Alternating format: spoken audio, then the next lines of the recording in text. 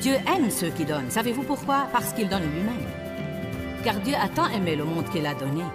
Restez avec nous, donc jouissez de votre vue.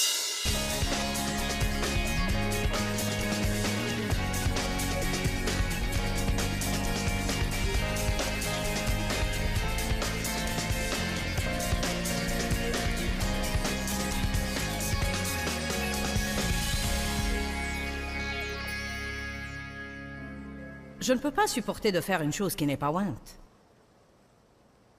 Si elle n'est pas ointe, il y a quelque chose qui ne va pas.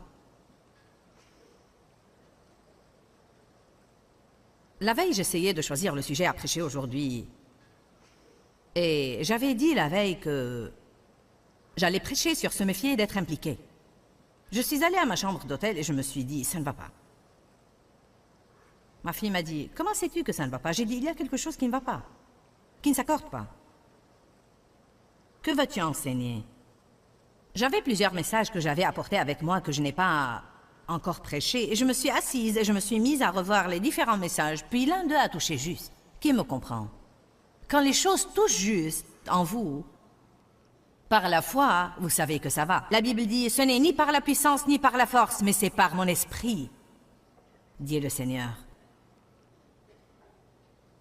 Dans Marc 14, verset 3, il dit, « Et comme il était à Béthanie, dans la maison de Simon le lépreux, et pendant qu'il était à table, une femme vint avec un flacon d'albâtre contenant un onguent au parfum de pur nard, très coûteux, dites très coûteux, et précieux. » En fait, dans une autre écriture, il dit que ce flacon de parfum valait la paie d'une année. Et elle brisa le flacon. Dites, elle brisa le flacon.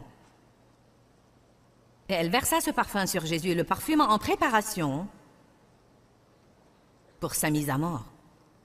Ce qui était dans ce flacon d'albâtre représentait l'onction. Quelle révélation ce message est pour nous, car nous sommes le flacon d'albâtre et nous sommes remplis de cette précieuse onction, mais nous devons nous rendre compte que cette onction est coûteuse et afin qu'elle puisse être versée, le flacon doit être brisé.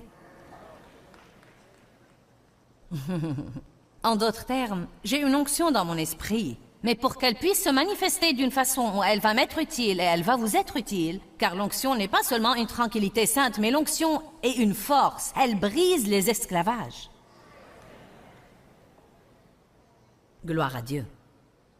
Voilà pourquoi les gens sont aidés par la prédication de la parole. Car la parole est ointe, et si elle provient d'une bouche ointe, et si elle provient d'une vie ointe, quelque chose doit arriver, quelque chose de bien doit arriver. Mais il se peut que quelqu'un d'autre vous prêche le même message, exactement le même message mot pour mot, et s'il n'y a pas d'onction sur cette personne, ça ne vous avancerait en rien, ça vous endormira. L'onction de Dieu vous garde intéressé. Le savez-vous? L'onction de Dieu vous donne l'impression que le temps passe vraiment vite. Ma fille m'a dit la veille, quand tu as dit qu'il était temps de conclure la réunion, je n'ai jamais, et elle assiste tout le temps à ces réunions, je n'ai jamais été dans une réunion qui est passée si vite. Elle a dit, je ne pouvais pas croire que nous étions là pour 3 heures. C'est comme ça que ça se passe quand une chose est ointe. C'est comme si vous étiez ravis, car vous jouissez tellement de tout que vous ne vous souciez plus du temps. Qui connaît la différence entre la réunion d'une église ointe et celle d'une église morte? Quand elle est ointe, vous ne pouvez pas croire qu'elle est finie. Quand elle est morte, vous avez hâte de la voir finir.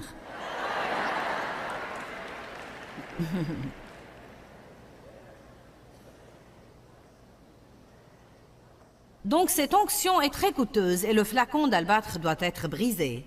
Et je veux vous faire remarquer aussi qu'elle a répandu l'onction. L'onction n'est pas uniquement à vous. Car Dieu veut que vous la répandiez sur la vie de quelqu'un d'autre, afin que sa vie puisse être améliorée. Maintenant, j'ai un message très pratique aujourd'hui. Je veux vous parler des caractéristiques que Dieu va oindre et des caractéristiques que Dieu ne va pas oindre. Si vous êtes prêt à payer le prix, si vous êtes prêt à briser le petit flacon d'albâtre qui est notre petite chair, À ce moment-là, l'onction que Dieu vous a accordée et qui est dans votre esprit peut être répandue. Vous commencez à vivre dans une tranquillité sainte et vous pouvez voir de grandes choses se passer dans la vie des autres grâce à vous ou grâce à Dieu qui œuvre à travers vous. Qui veut influer positivement sur quelqu'un d'autre? Qui voudrait laisser un héritage? D'accord, la première chose dont nous allons parler est tirée du psaume 23:5 où David dit « Tu oins d'huile ma tête ». Bien, David était un berger et les bergers se préoccupent des moutons. Donc si vous voulez porter une onction, vous devez vous préoccuper des autres et les aider. Allez à Actes 10:38. En fait, nous devons tous examiner notre vie sur ce point. Car, comme je l'ai dit la veille, beaucoup de gens sont vraiment égoïstes et égocentriques. En fait, nous commençons tous de cette façon. Mais certains ne surmontent jamais cela. Dieu ne vous donne pas l'onction juste pour vous bénir. Il vous donne l'onction pour que vous ayez la force pour aider les autres. La Bible dit dans Actes 10:38, Dieu a oint Jésus de Nazareth du Saint-Esprit et de force. Regardez ce qu'il a fait de l'onction, et il allait de lieu en lieu faisant du bien. Alléluia. Et en particulier, guérissant ceux que le diable tenait asservis. Donc Jésus répondait aux besoins, il cherchait les besoins et il s'arrêtait toujours pour répondre à ces besoins. Savez-vous que Jésus était toujours en route pour quelque part, mais chaque fois que quelqu'un avait un besoin, il s'arrêtait? J'aime ça. Si vous faites une étude sur Jésus dans les évangiles, vous trouverez que toutes les personnes qu'il a guéries, il était en route pour quelque part, quand ces malades se mettaient en travers de son chemin, mais il n'était pas tellement pressé pour ne pas s'arrêter et trouver le temps pour ces gens. Parfois, nous sommes tellement occupés par nos plans et par tout ce que nous faisons que nous n'avons pas le temps pour n'importe qui. Nous n'avons même pas le temps de décrocher le téléphone et dire à quelqu'un « Es-tu toujours en vie ?» ou « Es-tu là ou quoi ?»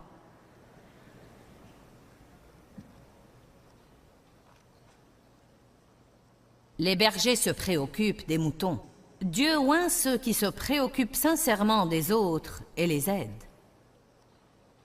Vous n'avez pas besoin d'essayer de trouver si vous êtes des apôtres ou des prophètes ou autre chose. Vous devez juste vous préoccuper des autres.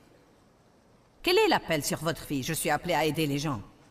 Que veux-tu faire dans la vie? Eh bien, je veux aider les gens. Je veux contribuer à améliorer la vie des autres, car quand je contribue à améliorer la vie de quelqu'un d'autre, la mienne devient meilleure. Vous moissonnez ce que vous semez. Nous avons un peu parlé jeudi soir de l'importance des motifs. Les motifs. C'est important que nous ayons un vrai souci et une préoccupation envers les autres. Se soucier des autres personnes. L'écriture que nous lirons maintenant se trouve dans Proverbe 13:4 qui dit « L'âme des diligents sera rassasiée ». Maintenant, quand vous trouvez le mot « rassasié » dans la Bible, il ne parle pas d'être rassasié dans le sens matériel. Mais il parle de la densité de l'onction. Vous pouvez entendre des gens dire parfois « l'onction était si dense là-dedans que vous pouviez presque la trancher ».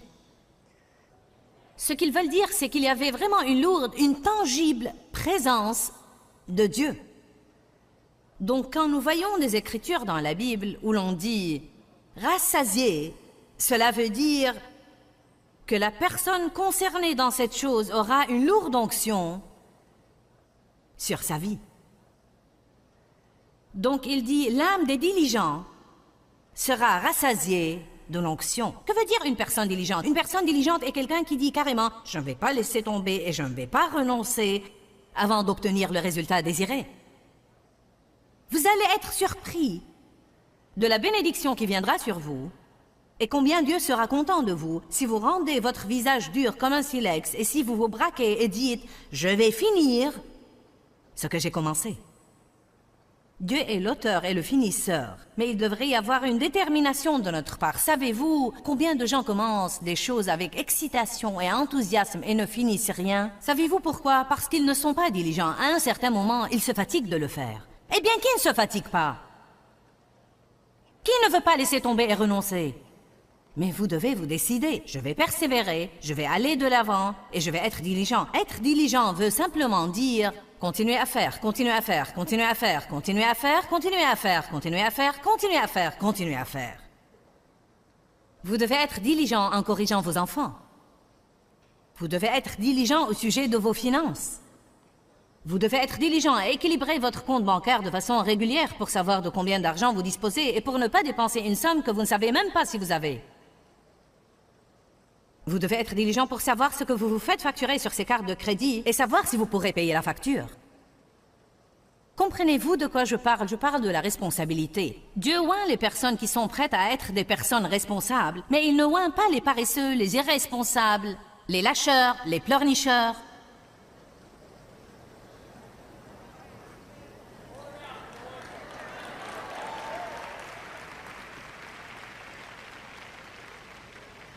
Dieu ne oint pas les œuvres de la chair, mais il oint le travail dur, fait pour de bons motifs. Amen. Un rêve né de la multitude des occupations et de l'effort laborieux, dit Ecclésiaste. Dieu m'a appelé il y a 26 ans. Quand je faisais mon lit, il m'a parlé, et il m'a parlé de ce ministère. Et je n'en savais rien. J'avais tellement de problèmes dans ma vie. Non, mais j'étais si charnelle, j'avais tellement de forteresses dans ma chair. Et pourtant, Dieu a mis une onction à l'intérieur de moi. Cependant, pour un bon nombre des années suivantes, nous avons travaillé sur le flacon. Est-ce que vous me comprenez? Vous pouvez faire votre choix. Soit vous allez tomber sur la pierre et vous briser, soit la pierre va tomber sur vous et vous écraser. Jésus est la pierre, bien sûr. J'essaie d'aller lentement là, car je veux que vous compreniez ça ce matin. Décidez-vous aujourd'hui, je ne vais pas laisser tomber. Ne dites jamais de votre bouche à nouveau « Je renonce ». Ne dites jamais à nouveau « Je ne peux plus faire ça ». C'est trop dur. Tout ce que vous devez dire, c'est « Je vais persévérer, je vais aller de l'avant, je vais accomplir l'appel de Dieu sur ma vie, je vais être un chrétien victorieux, je vais faire ce que Dieu m'a appelé à faire ». Dès que vous prenez ce genre d'attitude, dites attitude. Dès que vous prenez ce genre d'attitude, voilà que survient une libération de cette onction. Oh, vous voulez faire ce qu'il faut? Laissez-moi vous aider. Mais Dieu ne va pas vous aider à laisser tomber, à pleurnicher et à vous apitoyer sur vous-même toute la journée. L'apitoiement sur soi est une des choses les plus débilitantes qui soient.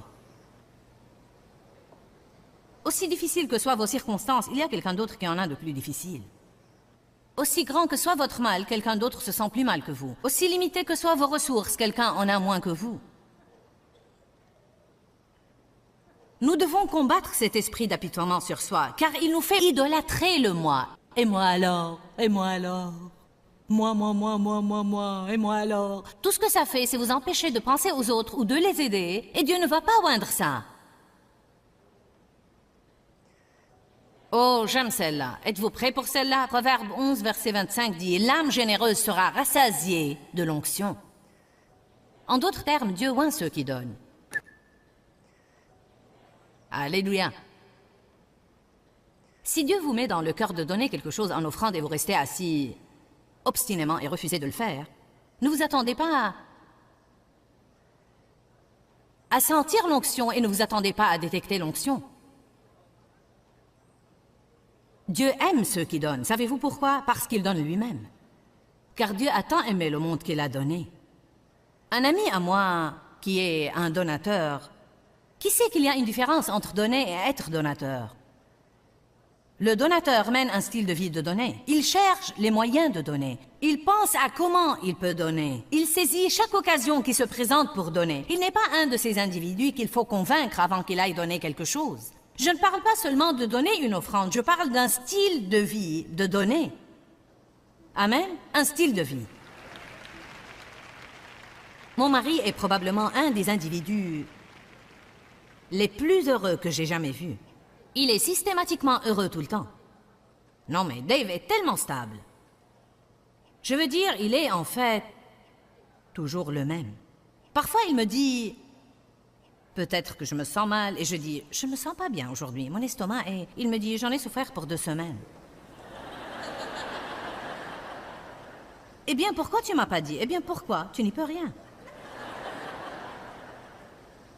Pas moi, je veux que tout le monde le sache.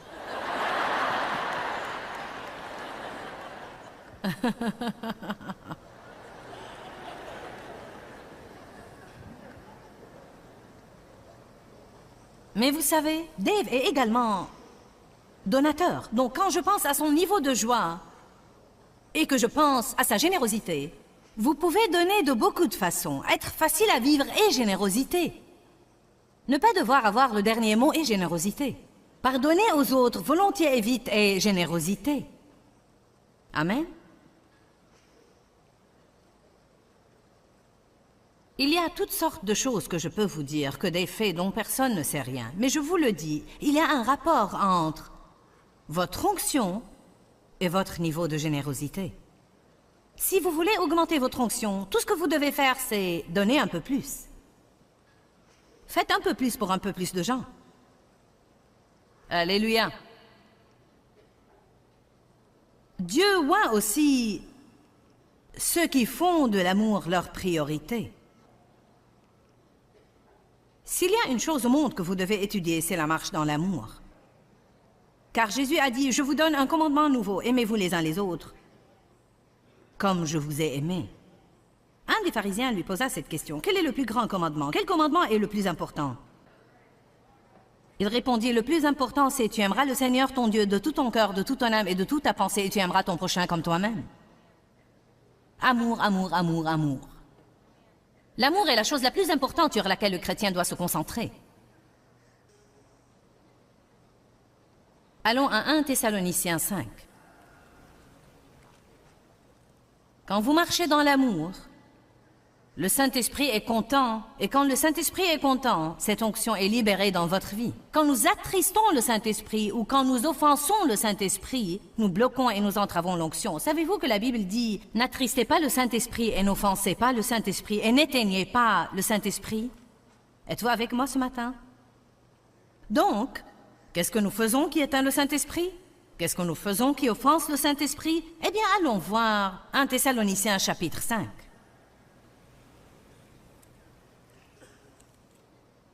Ce sont les aspects pratiques du style de vie chrétien auxquels nous devons faire très attention.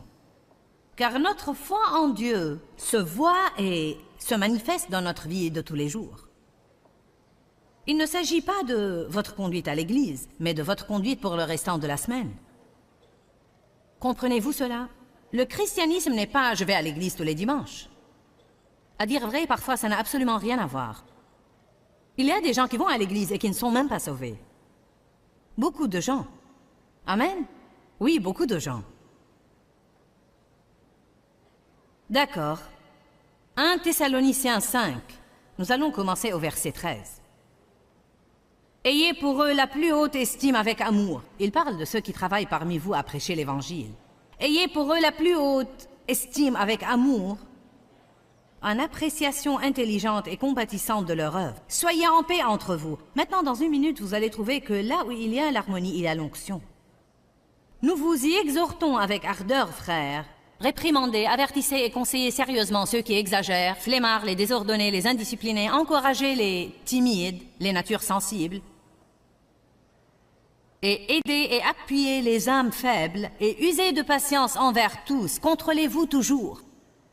Prenez garde que personne ne rende à autrui le mal pour le mal, mais veillez toujours à témoigner de gentillesse et cherchez à faire le bien. Je veux m'arrêter une minute et vous dire une chose. Cette phrase « chercher à faire le bien » était une chose qui m'a changé la vie. Car pendant des années, je ne comprenais pas qu'on devait chercher à faire le bien. Si souvent nous attendons un sentiment à l'eau de rose, où nous attendons un mot spécifique de Dieu. Je me rappelle dans les premiers débuts de ma marche avec Dieu, quand j'apprenais au sujet de donner aux autres. Non seulement donner une offrande, mais donner aux autres et être une bénédiction. Et j'avais dans le cœur de donner à quelqu'un que je connaissais $10. Et pour 3 semaines, je disais à Dieu, maintenant Dieu, si c'est vraiment de toi, allez maintenant, vous voyez ce que je veux dire.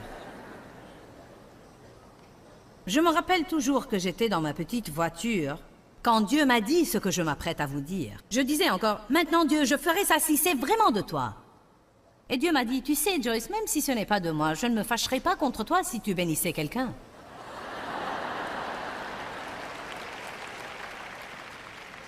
En d'autres termes, Dieu nous a donné son esprit, et un des fruits de l'esprit est la bonté.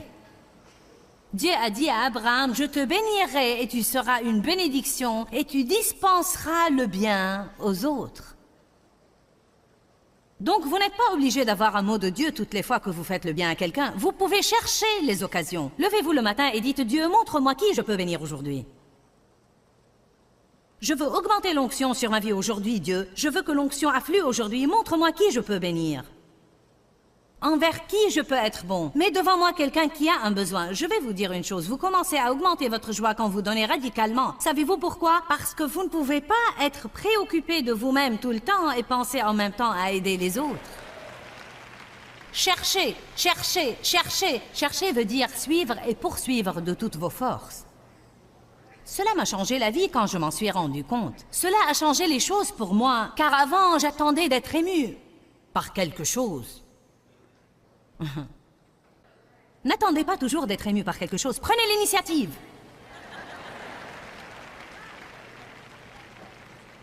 Dieu soit loué. Soyez joyeux dans votre foi et réjouissez-vous et soyez toujours heureux. Criez sans cesse, rendez grâce en toutes choses. Enfin, Dieu ne va pas oindre les murmures, les ronchonnements, les critiques et les plaintes. Si vous voulez arrêter votre onction, commencez à ronchonner.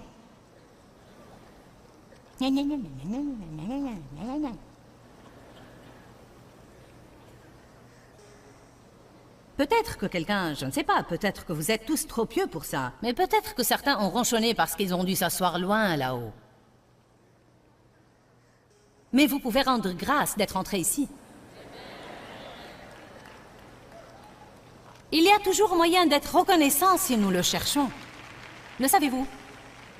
Qui me comprend aujourd'hui? Quand nous ronchonnons, murmurons, critiquons, nous entravons l'onction. Je m'apprête à vous le prouver. Rendez grâce en toutes choses, quelles que soient les circonstances. Soyez reconnaissants et rendez grâce, car c'est à votre égard la volonté de Dieu, vous qui êtes en Jésus-Christ. Verset 19. N'éteignez pas, n'étouffez pas ou ne réfrénez pas le Saint-Esprit. Qu'est-ce qui étouffe le Saint-Esprit? Toutes ces choses. Ne pas marcher dans la paix, ne pas témoigner de gentillesse, être de mauvaise humeur, être paresseux, être déprimé, ne pas prier et ne pas être reconnaissant. Toutes ces choses réfrènent.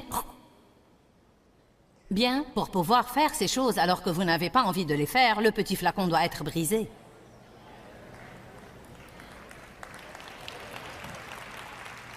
Ce n'est pas parce que j'ai envie de me mettre en colère que je peux le faire. Ça dépend si oui ou non, je pense que l'onction vaut la peine d'opérer avec la maîtrise de soi. Je vous le dis franchement, une des raisons pour lesquelles Dave et moi nous nous entendons si bien maintenant...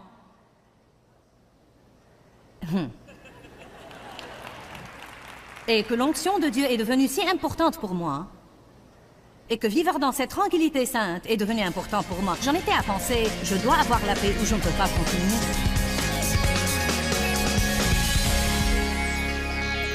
Vivre la vie contrôlée par le Saint-Esprit est absolument extraordinaire. Elle vous mène à la justice, à la paix et à la joie dans le Saint-Esprit. Nous sommes appelés à être menés, guidés et contrôlés par le Saint-Esprit. Et je crois que c'est vraiment une chose sur laquelle nous devons tous nous concentrer et faire. Regardez notre programme régulièrement afin que vous puissiez profiter de nos enseignements. Que Dieu vous bénisse. À bientôt. Pourquoi, Seigneur, pourquoi? Dans ce livret, Joyce Meyer nous enseigne à travers la parole comment être délivré de la confusion. Pour obtenir ce livret gratuitement, écrivez-nous à Joyce Meyer, boîte postale 40095-6300 Larnaca, Chypre. Ou bien visitez notre site web www.joycemeyer.org/fr.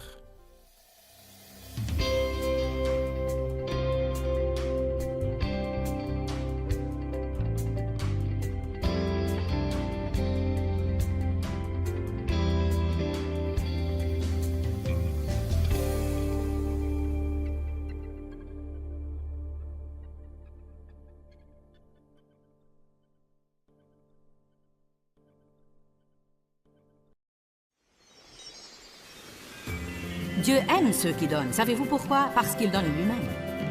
Car Dieu a tant aimé le monde qu'il a donné. Restez avec nous dans Jouissez de votre vie.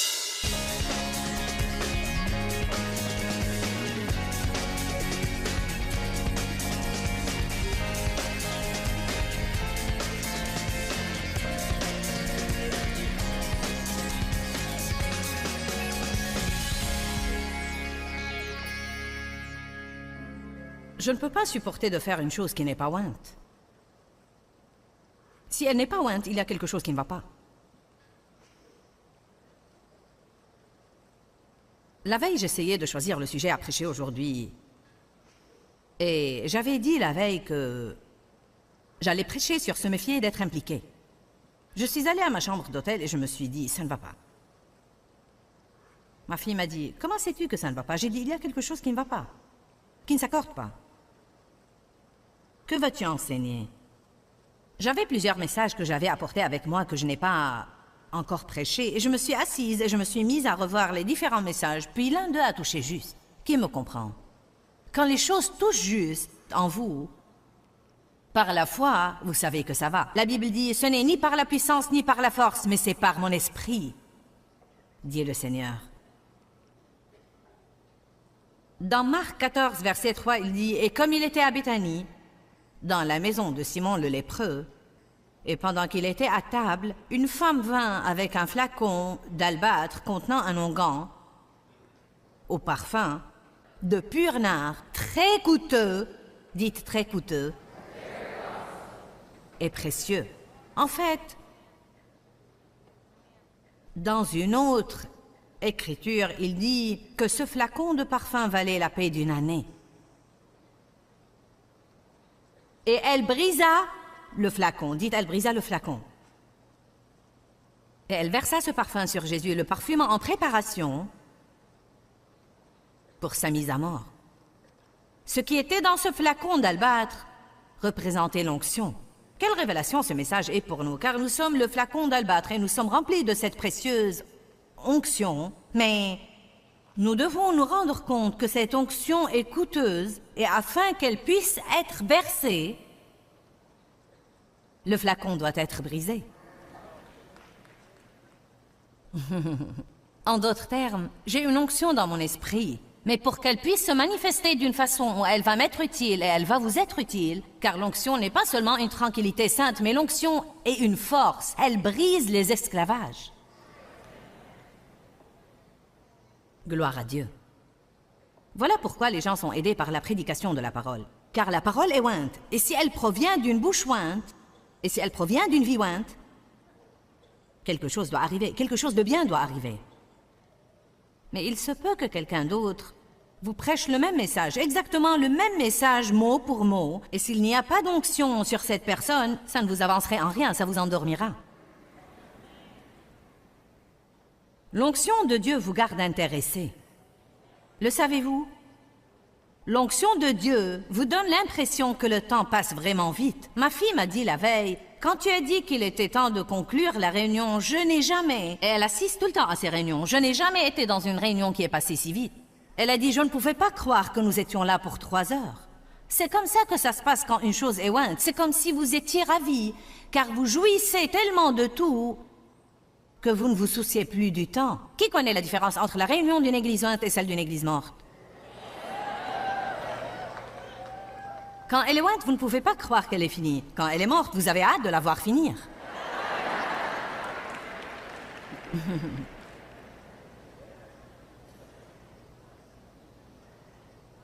Donc cette onction est très coûteuse et le flacon d'albâtre doit être brisé. Et je veux vous faire remarquer aussi qu'elle a répandu l'onction. L'onction n'est pas uniquement à vous. Car Dieu veut que vous la répandiez sur la vie de quelqu'un d'autre, afin que sa vie puisse être améliorée. Maintenant, j'ai un message très pratique aujourd'hui. Je veux vous parler des caractéristiques que Dieu va oindre et des caractéristiques que Dieu ne va pas oindre. Si vous êtes prêt à payer le prix, si vous êtes prêt à briser le petit flacon d'albâtre qui est notre petite chair, À ce moment-là, l'onction que Dieu vous a accordée et qui est dans votre esprit peut être répandue. Vous commencez à vivre dans une tranquillité sainte et vous pouvez voir de grandes choses se passer dans la vie des autres grâce à vous ou grâce à Dieu qui œuvre à travers vous. Qui veut influer positivement sur quelqu'un d'autre? Qui voudrait laisser un héritage? D'accord, la première chose dont nous allons parler est tirée du psaume 23:5 où David dit « Tu oins d'huile ma tête ». Bien, David était un berger et les bergers se préoccupent des moutons. Donc, si vous voulez porter une onction, vous devez vous préoccuper des autres et les aider. Allez à Actes 10:38. En fait, nous devons tous examiner notre vie sur ce point. Car, comme je l'ai dit la veille, beaucoup de gens sont vraiment égoïstes et égocentriques. En fait, nous commençons tous de cette façon. Mais certains ne surmontent jamais cela. Dieu ne vous donne pas l'onction juste pour vous bénir. Il vous donne l'onction pour que vous ayez la force pour aider les autres. La Bible dit dans Actes 10:38, Dieu a oint Jésus de Nazareth du Saint-Esprit et de force. Regardez ce qu'il a fait de l'onction, et il allait de lieu en lieu faisant du bien. Alléluia. Et en particulier, guérissant ceux que le diable tenait asservis. Donc Jésus répondait aux besoins, il cherchait les besoins et il s'arrêtait toujours pour répondre à ces besoins. Savez-vous que Jésus était toujours en route pour quelque part, mais chaque fois que quelqu'un avait un besoin, il s'arrêtait? J'aime ça. Si vous faites une étude sur Jésus dans les évangiles, vous trouverez que toutes les personnes qu'il a guéries, il était en route pour quelque part, quand ces malades se mettaient en travers de son chemin, mais il n'était pas tellement pressé pour ne pas s'arrêter et trouver le temps pour ces gens. Parfois, nous sommes tellement occupés par nos plans et par tout ce que nous faisons que nous n'avons pas le temps pour n'importe qui. Nous n'avons même pas le temps de décrocher le téléphone et dire à quelqu'un « Es-tu toujours en vie ?» ou « Es-tu là ou quoi ?»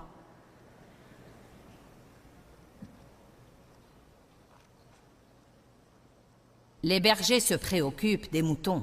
Dieu oint ceux qui se préoccupent sincèrement des autres et les aide. Vous n'avez pas besoin d'essayer de trouver si vous êtes des apôtres ou des prophètes ou autre chose. Vous devez juste vous préoccuper des autres. Quel est l'appel sur votre vie? Je suis appelé à aider les gens. Que veux-tu faire dans la vie? Eh bien, je veux aider les gens. Je veux contribuer à améliorer la vie des autres, car quand je contribue à améliorer la vie de quelqu'un d'autre, la mienne devient meilleure. Vous moissonnez ce que vous semez. Nous avons un peu parlé jeudi soir de l'importance des motifs. Les motifs. C'est important que nous ayons un vrai souci et une préoccupation envers les autres. Se soucier des autres personnes. L'écriture que nous lirons maintenant se trouve dans Proverbe 13:4 qui dit « L'âme des diligents sera rassasiée ». Maintenant, quand vous trouvez le mot « rassasié » dans la Bible, il ne parle pas d'être rassasié dans le sens matériel. Mais il parle de la densité de l'onction. Vous pouvez entendre des gens dire parfois « l'onction était si dense là-dedans que vous pouviez presque la trancher ». Ce qu'ils veulent dire, c'est qu'il y avait vraiment une lourde, une tangible présence de Dieu. Donc quand nous voyons des écritures dans la Bible où l'on dit « rassasié », cela veut dire que la personne concernée dans cette chose aura une lourde onction sur sa vie. Donc il dit, l'âme des diligents sera rassasiée de l'onction. Que veut dire une personne diligente? Une personne diligente est quelqu'un qui dit carrément, je ne vais pas laisser tomber et je ne vais pas renoncer avant d'obtenir le résultat désiré.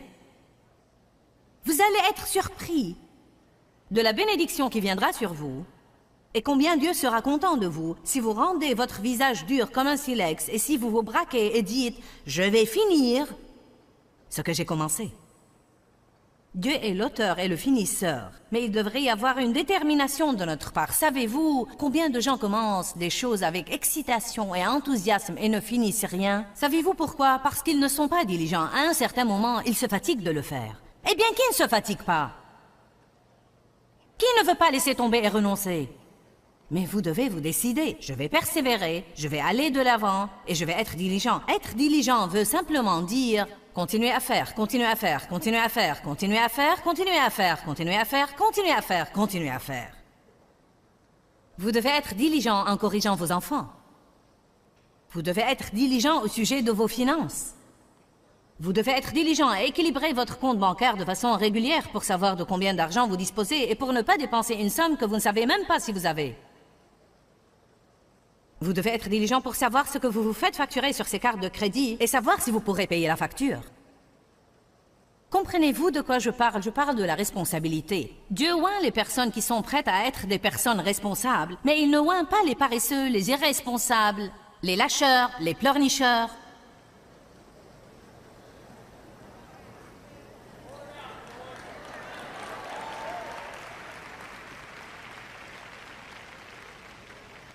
Dieu ne oint pas les œuvres de la chair, mais il oint le travail dur, fait pour de bons motifs. Amen.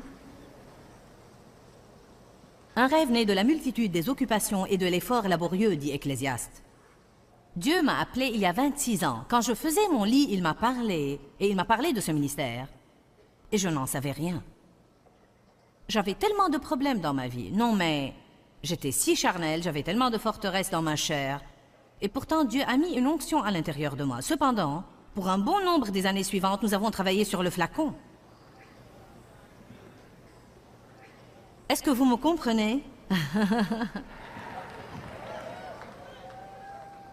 Vous pouvez faire votre choix. Soit vous allez tomber sur la pierre et vous briser, soit la pierre va tomber sur vous et vous écraser. Jésus est la pierre, bien sûr. J'essaie d'aller lentement là, car je veux que vous compreniez ça ce matin. Décidez-vous aujourd'hui, je ne vais pas laisser tomber. Ne dites jamais de votre bouche à nouveau « Je renonce ». Ne dites jamais à nouveau « Je ne peux plus faire ça ». C'est trop dur. Tout ce que vous devez dire, c'est « Je vais persévérer, je vais aller de l'avant, je vais accomplir l'appel de Dieu sur ma vie, je vais être un chrétien victorieux, je vais faire ce que Dieu m'a appelé à faire ». Dès que vous prenez ce genre d'attitude, dites attitude. Dès que vous prenez ce genre d'attitude, voilà que survient une libération de cette onction. Oh, vous voulez faire ce qu'il faut? Laissez-moi vous aider. Mais Dieu ne va pas vous aider à laisser tomber, à pleurnicher et à vous apitoyer sur vous-même toute la journée. L'apitoiement sur soi est une des choses les plus débilitantes qui soient. Aussi difficiles que soient vos circonstances, il y a quelqu'un d'autre qui en a de plus difficile. Aussi grand que soit votre mal, quelqu'un d'autre se sent plus mal que vous. Aussi limité que soient vos ressources, quelqu'un en a moins que vous. Nous devons combattre cet esprit d'apitoiement sur soi, car il nous fait idolâtrer le moi. Et moi alors? Et moi alors? Moi, et moi alors? Tout ce que ça fait, c'est vous empêcher de penser aux autres ou de les aider, et Dieu ne va pas oindre ça. Oh, j'aime celle-là. Êtes-vous prêts pour celle-là? Proverbe 11, verset 25 dit « L'âme généreuse sera rassasiée de l'onction ». En d'autres termes, Dieu oint ceux qui donnent. Alléluia. Si Dieu vous met dans le cœur de donner quelque chose en offrande et vous restez assis obstinément et refusez de le faire, ne vous attendez pas à sentir l'onction et ne vous attendez pas à détecter l'onction. Dieu aime ceux qui donnent. Savez-vous pourquoi? Parce qu'il donne lui-même. Car Dieu a tant aimé le monde qu'il a donné. Un ami à moi, qui est un donateur, qui sait qu'il y a une différence entre donner et être donateur? Le donateur mène un style de vie de donner. Il cherche les moyens de donner. Il pense à comment il peut donner. Il saisit chaque occasion qui se présente pour donner. Il n'est pas un de ces individus qu'il faut convaincre avant qu'il aille donner quelque chose. Je ne parle pas seulement de donner une offrande, je parle d'un style de vie, de donner. Amen? Un style de vie. Mon mari est probablement un des individus les plus heureux que j'ai jamais vus. Il est systématiquement heureux tout le temps. Non, mais Dave est tellement stable. Je veux dire, il est en fait toujours le même. Parfois, il me dit... Peut-être que je me sens mal, et je dis, je me sens pas bien aujourd'hui, mon estomac est... Il me dit, j'en ai souffert pour 2 semaines. Eh bien, pourquoi tu m'as pas dit? Eh bien, pourquoi? Tu n'y peux rien. Pas moi, je veux que tout le monde le sache.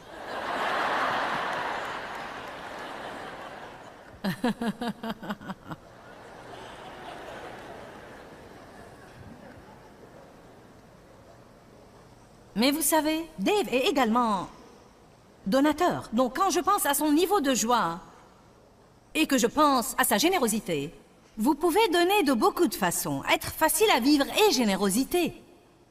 Ne pas devoir avoir le dernier mot et générosité. Pardonner aux autres volontiers et vite et générosité. Amen. Il y a toutes sortes de choses que je peux vous dire, que des faits dont personne ne sait rien. Mais je vous le dis, il y a un rapport entre votre onction et votre niveau de générosité. Si vous voulez augmenter votre onction, tout ce que vous devez faire, c'est donner un peu plus. Faites un peu plus pour un peu plus de gens. Alléluia.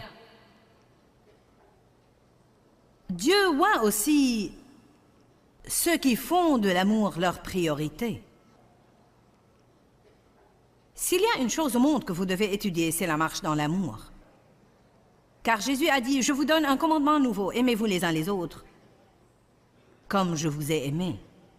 Un des pharisiens lui posa cette question, quel est le plus grand commandement? Quel commandement est le plus important? Il répondit, le plus important c'est, tu aimeras le Seigneur ton Dieu de tout ton cœur, de toute ton âme et de toute ta pensée, et tu aimeras ton prochain comme toi-même. Amour, amour, amour, amour.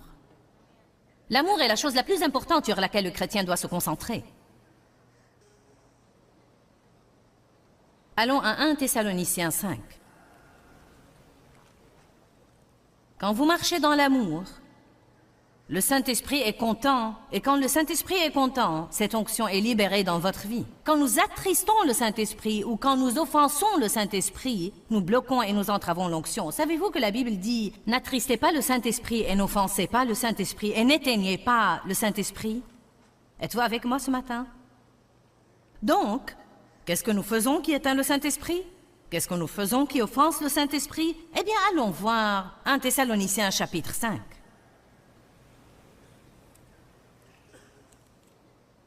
Ce sont les aspects pratiques du style de vie chrétien auxquels nous devons faire très attention.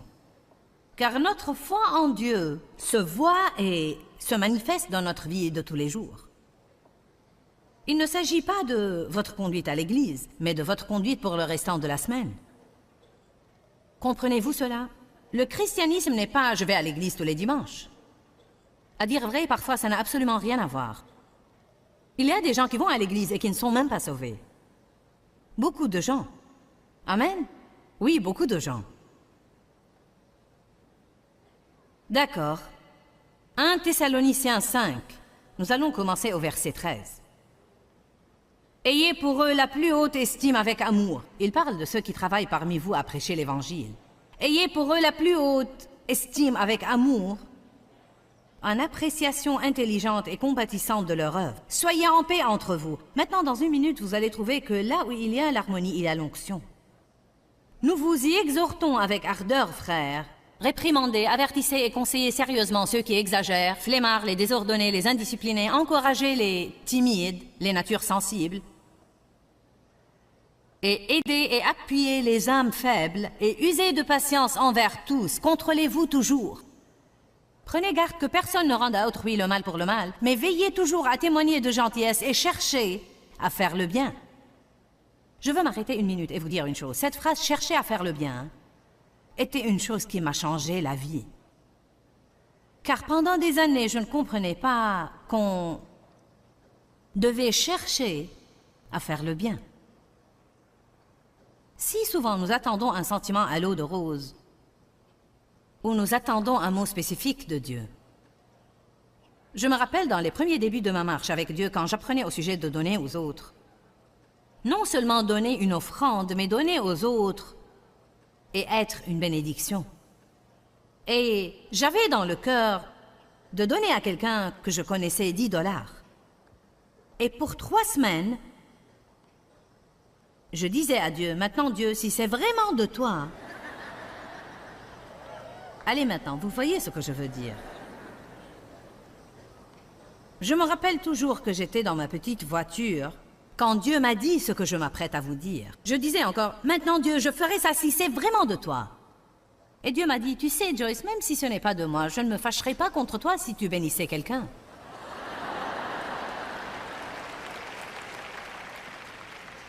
En d'autres termes, Dieu nous a donné son esprit, et un des fruits de l'esprit est la bonté.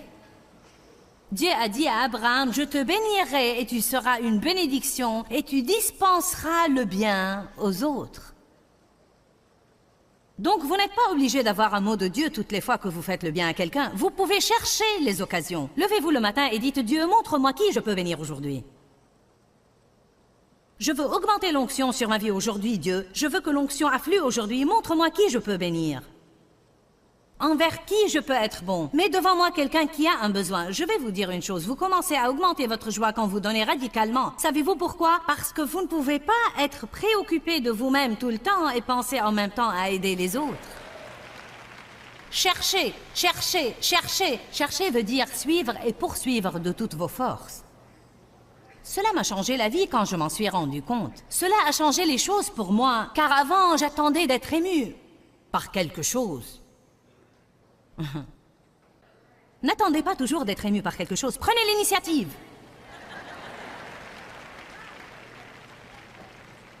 Dieu soit loué. Soyez joyeux dans votre foi et réjouissez-vous et soyez toujours heureux. Criez sans cesse, rendez grâce en toutes choses. Enfin, Dieu ne va pas oindre les murmures, les ronchonnements, les critiques et les plaintes. Si vous voulez arrêter votre onction, commencez à ronchonner.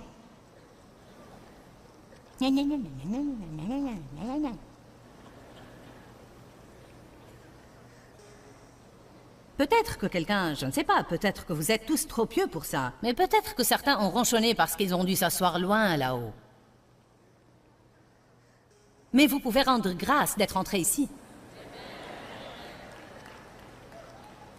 Il y a toujours moyen d'être reconnaissant si nous le cherchons.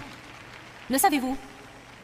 Qui me comprend aujourd'hui? Quand nous ronchonnons, murmurons, critiquons, nous entravons l'onction. Je m'apprête à vous le prouver. Rendez grâce en toutes choses, quelles que soient les circonstances. Soyez reconnaissants et rendez grâce, car c'est à votre égard la volonté de Dieu, vous qui êtes en Jésus-Christ. Verset 19. N'éteignez pas, n'étouffez pas ou ne réfrénez pas le Saint-Esprit. Qu'est-ce qui étouffe le Saint-Esprit? Toutes ces choses. Ne pas marcher dans la paix, ne pas témoigner de gentillesse, être de mauvaise humeur, être paresseux,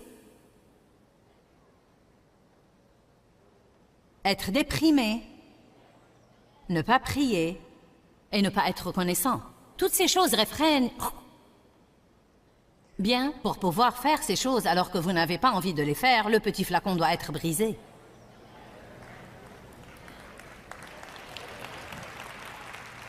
Ce n'est pas parce que j'ai envie de me mettre en colère que je peux le faire. Ça dépend si oui ou non, je pense que l'onction vaut la peine d'opérer avec la maîtrise de soi. Je vous le dis franchement, une des raisons pour lesquelles Dave et moi nous nous entendons si bien maintenant...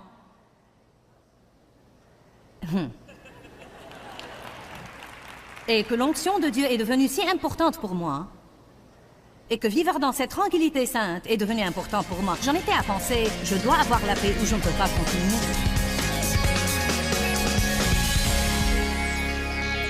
Vivre la vie contrôlée par le Saint-Esprit est absolument extraordinaire. Elle vous mène à la justice, à la paix et à la joie dans le Saint-Esprit. Nous sommes appelés à être menés, guidés et contrôlés par le Saint-Esprit.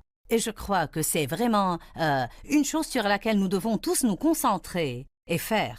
Regardez notre programme régulièrement afin que vous puissiez profiter de nos enseignements. Que Dieu vous bénisse. À bientôt. Pourquoi, Seigneur, pourquoi? Dans ce livret, Joyce Meyer nous enseigne à travers la parole comment être délivré de la confusion.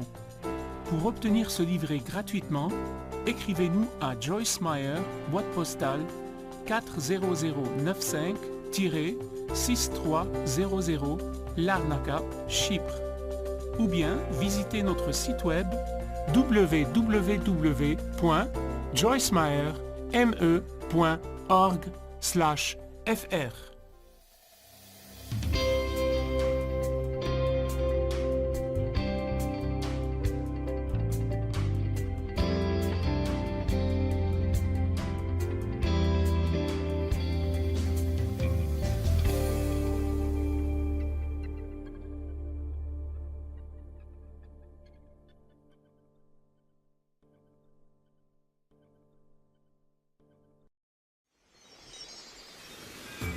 Dieu aime ceux qui donnent. Savez-vous pourquoi? Parce qu'il donne lui-même.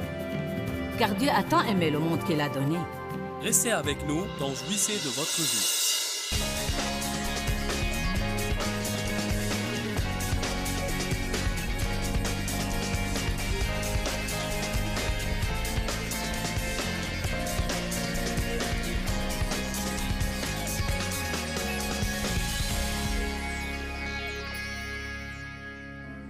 Je ne peux pas supporter de faire une chose qui n'est pas ointe. Si elle n'est pas ointe, il y a quelque chose qui ne va pas. La veille, j'essayais de choisir le sujet à prêcher aujourd'hui. Et j'avais dit la veille que j'allais prêcher sur se méfier d'être impliqué. Je suis allée à ma chambre d'hôtel et je me suis dit, ça ne va pas. Ma fille m'a dit, comment sais-tu que ça ne va pas? J'ai dit, il y a quelque chose qui ne va pas, qui ne s'accorde pas. Que veux-tu enseigner? J'avais plusieurs messages que j'avais apportés avec moi que je n'ai pas encore prêchés, et je me suis assise et je me suis mise à revoir les différents messages, puis l'un d'eux a touché juste. Qui me comprend?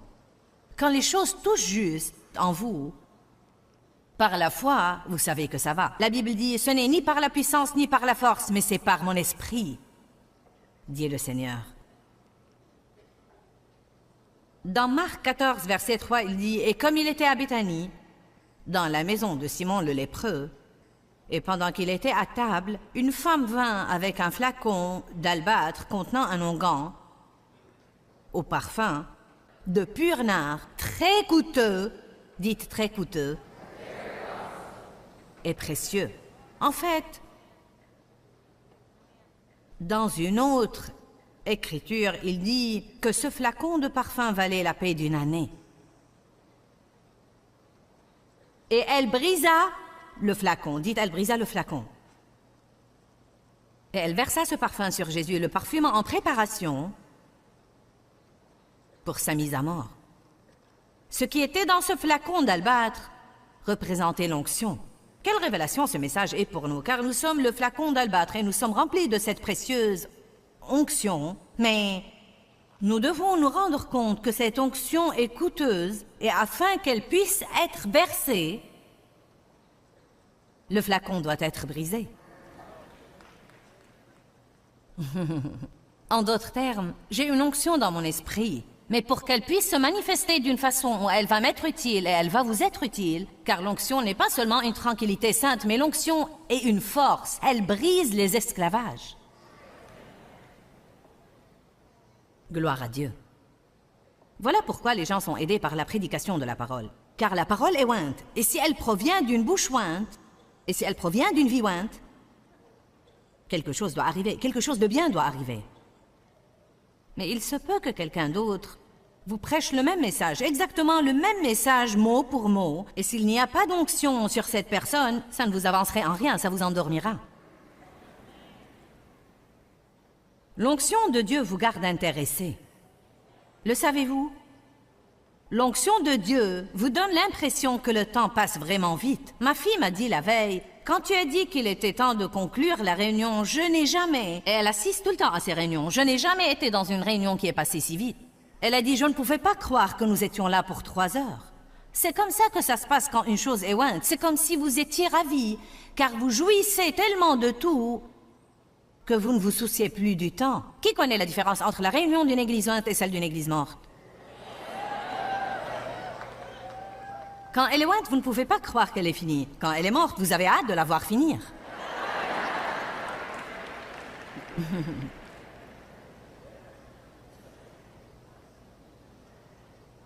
Donc cette onction est très coûteuse et le flacon d'albâtre doit être brisé. Et je veux vous faire remarquer aussi qu'elle a répandu l'onction. L'onction n'est pas uniquement à vous. Car Dieu veut que vous la répandiez sur la vie de quelqu'un d'autre, afin que sa vie puisse être améliorée. Maintenant, j'ai un message très pratique aujourd'hui. Je veux vous parler des caractéristiques que Dieu va oindre et des caractéristiques que Dieu ne va pas oindre.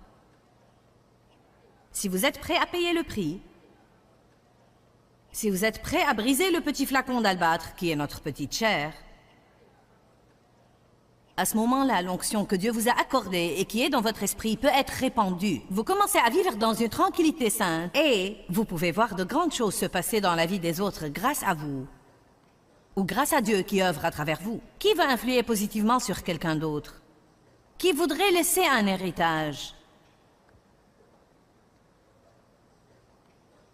D'accord, la première chose dont nous allons parler est tirée du psaume 23:5 où David dit « Tu oins d'huile ma tête ». Bien, David était un berger et les bergers se préoccupent des moutons.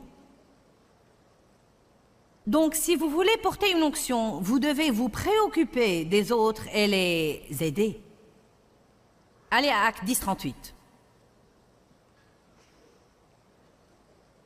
En fait, nous devons tous examiner notre vie sur ce point. Car, comme je l'ai dit la veille, beaucoup de gens sont vraiment égoïstes et égocentriques. En fait, nous commençons tous de cette façon. Mais certains ne surmontent jamais cela. Dieu ne vous donne pas l'onction juste pour vous bénir. Il vous donne l'onction pour que vous ayez la force pour aider les autres. La Bible dit dans Actes 10:38, Dieu a oint Jésus de Nazareth du Saint-Esprit et de force. Regardez ce qu'il a fait de l'onction, et il allait de lieu en lieu faisant du bien. Alléluia. Et en particulier, guérissant ceux que le diable tenait asservis. Donc Jésus répondait aux besoins, il cherchait les besoins et il s'arrêtait toujours pour répondre à ces besoins. Savez-vous que Jésus était toujours en route pour quelque part, mais chaque fois que quelqu'un avait un besoin, il s'arrêtait? J'aime ça. Si vous faites une étude sur Jésus dans les évangiles, vous trouverez que toutes les personnes qu'il a guéries, il était en route pour quelque part, quand ces malades se mettaient en travers de son chemin. Mais il n'était pas tellement pressé pour ne pas s'arrêter et trouver le temps pour ces gens. Parfois, nous sommes tellement occupés par nos plans et par tout ce que nous faisons que nous n'avons pas le temps pour n'importe qui. Nous n'avons même pas le temps de décrocher le téléphone et dire à quelqu'un « Es-tu toujours en vie? » Ou « Es-tu là ou quoi? »